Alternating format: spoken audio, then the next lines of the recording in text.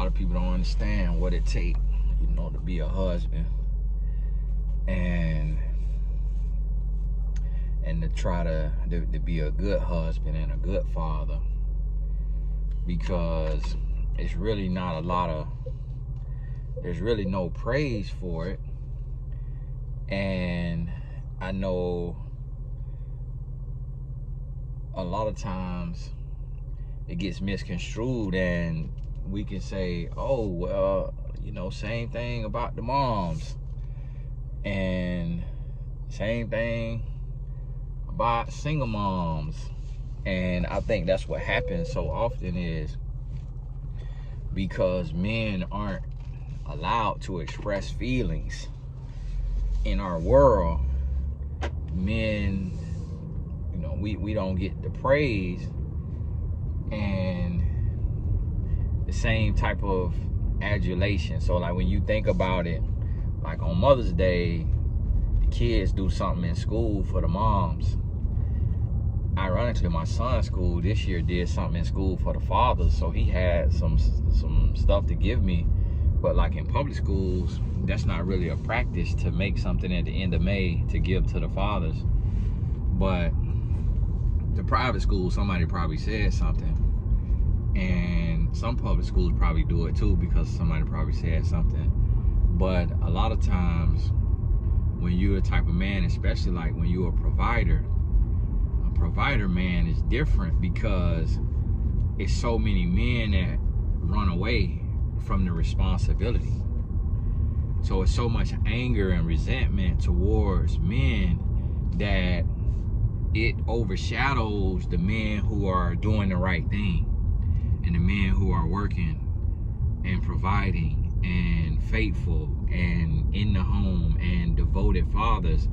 It really it goes unpraised, and then it gets, we have happy wife, happy life, but we don't have anything for happy husband. And I noticed today that there's like this movement online where it's like so many women are kind of praising and making fun of not having sex with their husbands, and like faking to be tired and being on TikTok for 2 hours, and then when the husband come in the room, they fake like they sleep so they don't have to have sex with their husband.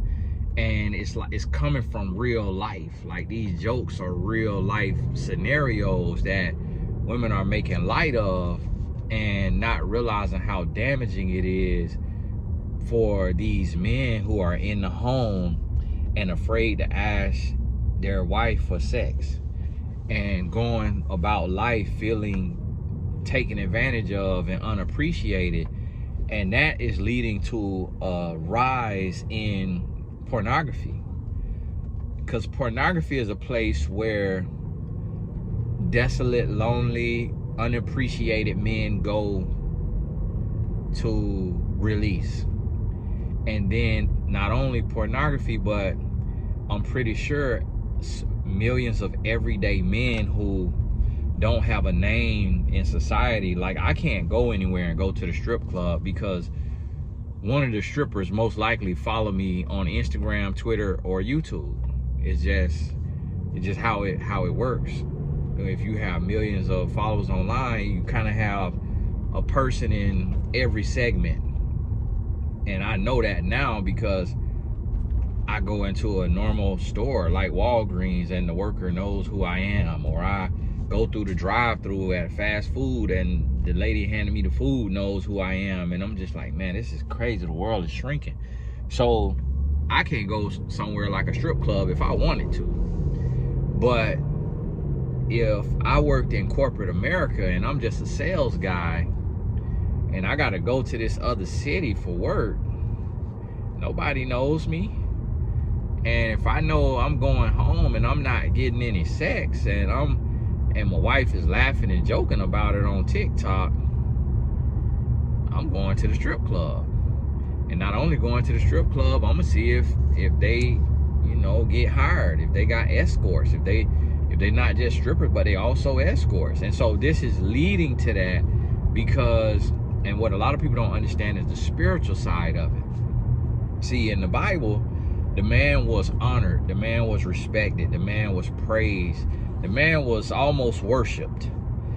And that's why Ephesians 5 said, wives, submit unto your husbands as unto the Lord. Because that's the role that the man played in days of old. He was honored. It was, you cook every day. It was no McDonald's in the Bible. So the woman had to cook every day. So you cook every day. The man eat. He eat hearty. He get full. He go to the room. It's no TV. It's no TV. There's no electricity. So to entertain yourself, no board games, no Parker Brothers. So to entertain yourself, the Bible say, ravish in the bosom of your wife. So how you think a man with no porn, with no TV, with no cell phone, with no board games, what you think he doing? He diving off in there. Once them kids go to sleep, he off in there. So sex was a every night thing because there was no distractions. There was no such thing as the wife laying on her brick bed scrolling social media for hours. So she all the way in, she all the way immersed, and the woman didn't have to work because it was no jobs for women like that. There were certain jobs or certain things a woman could do in the marketplace and things like that, but the man was the provider. He go out, he work, he hunt, he does what he got to do, he take care of the family, and they live off that amount of money. There was no need for two incomes unless you just certain areas, certain places. But today what's happening is there's this demonic movement. And on the spiritual side of things, the goal of the adversary is to debase the man, to have the man feel worthless, useless, unappreciated, overlooked, mistreated, taken for granted. Because when the adversary does that, then he knows he has room to slip in and to tempt that man with sexual sin and with things that will eventually destroy the marriage and break up the family. And so what women have to do is understand that the man is the head of the household, and he is called to lead. He is called to be the head. He's called to be the provider. He's called to be the protector. He's called to be the front line. He is the one who talks to God, and he hears from God, and he submits to God, and then he leads his family. And so women have to realize this and understand that and start praying for your husband. Pray for your husband, but then also, as he is protecting and providing, you have to serve him, and you have to give to him, and you have to protect and provide for him. And what that means is you eliminate the adversary's angle by being everything that your man needs you to be. So you be the woman that he can ravish in. You be his porn star. You be his stripper. You be his jump off. You be his mistress. You be those things, and understand that life is hard for everybody. So instead of just looking and saying, oh, well, I don't get this and I don't get that and I don't get this, seek to understand, then be understood, and you give that love. And then the more you give him, the more he's gonna give you if you married right. And I tell men the same thing, is the more you give her, the more she's gonna give you. But the issue that we have in relationships is we don't communicate effectively. And we will give, hoping to receive, and then we don't receive because the other person gets greedy and they get complacent, and all they do is receive, and they forget to reciprocate because they get spoiled by receiving. So when you give to your man and you love him and you show him what he needs and you give him what he needs, and you look at it and you realize, like, okay, if you're having sex with your husband, it's literally 2 minutes, 5 minutes out of your day. You got 24 hours. It's 5 minutes out of your day to put that thing on him and give him so much to the point he's like, babe, I'm good. Babe, I'm good now. Hey, I ain't got it in me now. Hey, my thing's sore.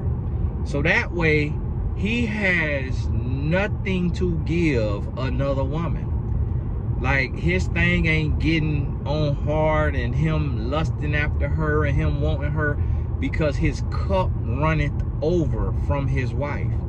But today there's becoming this normalization of women who are becoming wives and then getting complacent and treating their husband like a roommate. And it's being promoted and reinforced on social media. And I'm seeing it every day and hearing about it and have to coach people through this and talk about this. And I thank God that my wife has not fallen victim to this, and that I can talk to her and I can tell her my needs and I can tell her about how men think, and she can hear me and she can respond accordingly. And we don't have to always be having sex, because I'm not that type of person, and I also am stimulated mentally, not just physically. So like today, I'm going to pick up some food right now for her and Tatum, and my oldest son, I drop him off. He hanging out, going to get some food with his homeboy, his best friend. But today, me and my wife, you know, she under the weather, not feeling good. It's trying to jump on me right now. I'm fighting it. But we just been in the bed all day watching Netflix. And to me, that's love making. That's love making. And I'm in a place to where if I want to make love physically, I can express that and my wife would respond accordingly. But we have so many wives today who are telling their man no, but then expecting him to not go outside of the marriage. Or telling him no and being okay if he go outside of the marriage, because they are there just for the money, just for his provision. And that makes her a prostitute. So if you only with a man for money, you're a prostitute. And we need real wives and real husbands, real men, real women, real relationships, real marriages. We need real love. We need real accountability. We need real connection, real communication. We need real. Point blank period. We need it. And this has to be something to where we get to a place to where we can do what needs to be done. And you have to be aware. And this can go for men and women, but I'm talking about this from the other side, because I'm not seeing all of the TikToks and all of the things from the other side of like men manipulating and playing their wife and neglecting her needs. But it's becoming a joke for women to neglect the needs of their husband and to play their husband, and people laughing about it but not realizing that that comes from reality, and that is leading to divorce, because it's leading to infidelity. And then that infidelity leads to divorce.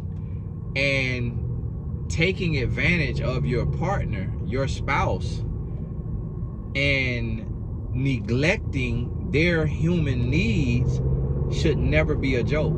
It should never be funny. And we need to start speaking up and speaking out about that And people say, oh, it's just a joke. Don't take it so serious. Oh, it's just this, it's just that. But no, like the saying says, 50% of all jokes have some truth to it. And so it's coming from the real thing, because I'm talking to men every day who are living that and going through that. And a lot of times, and with me talking about this, I remember it was one lady, she was talking about, Tony, talk to your wife about this, not us. And that right there is Satan, because this have to be addressed to married couples, because it's affecting married couples all around the world. And that is the agenda. And anything need to be addressed in my household, you best believe I bring it up. You best believe it get brought up. Anything my wife, she never say, hey, we need to talk, but she'll bring it up in her own way.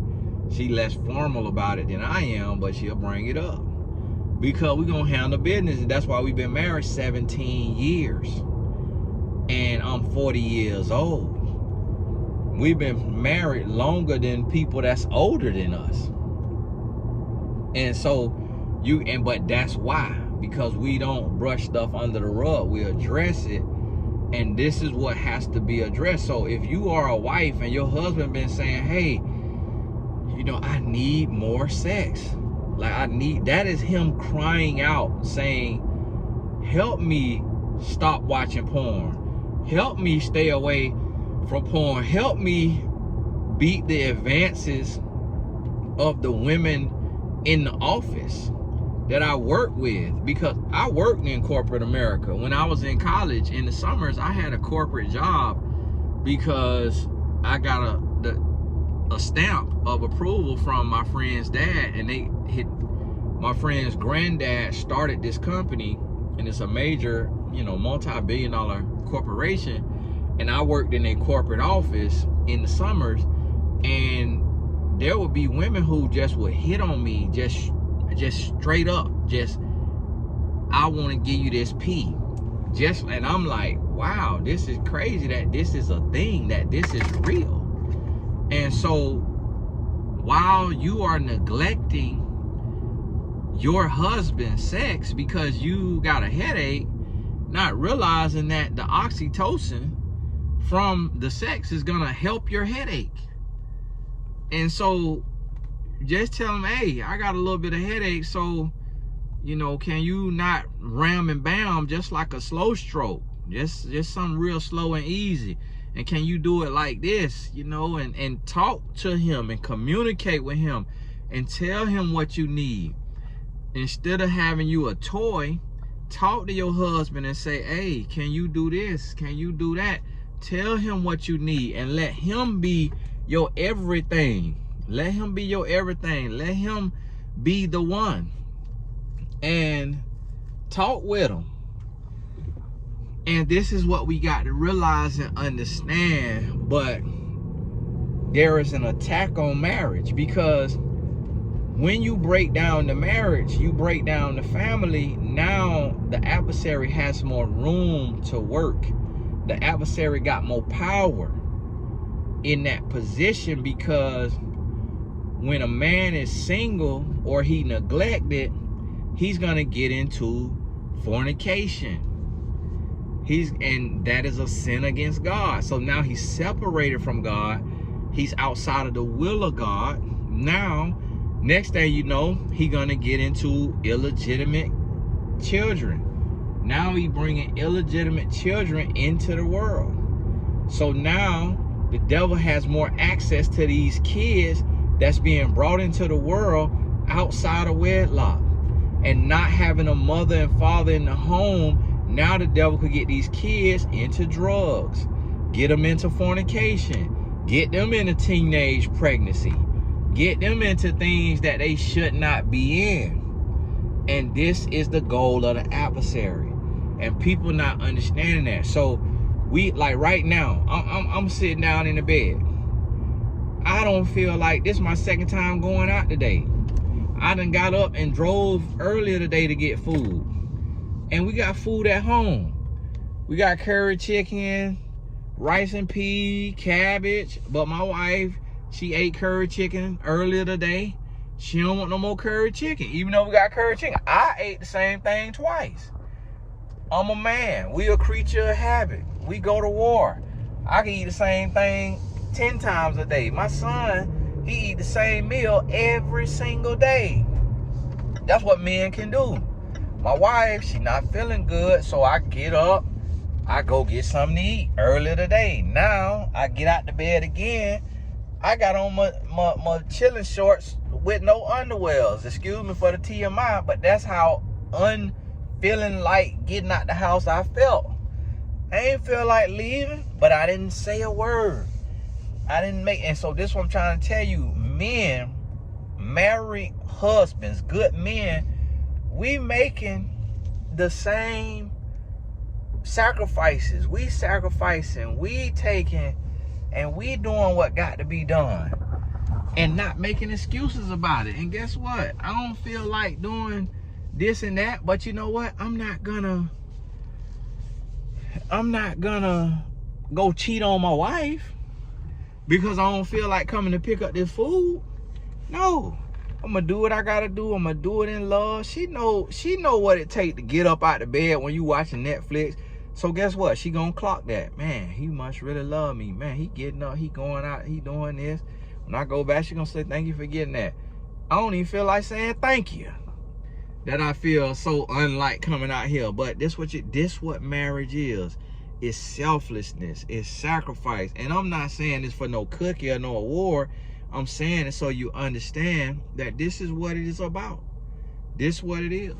But hey, this Tony Gaskins. God bless you. I think the founder of this gossip page just texted me.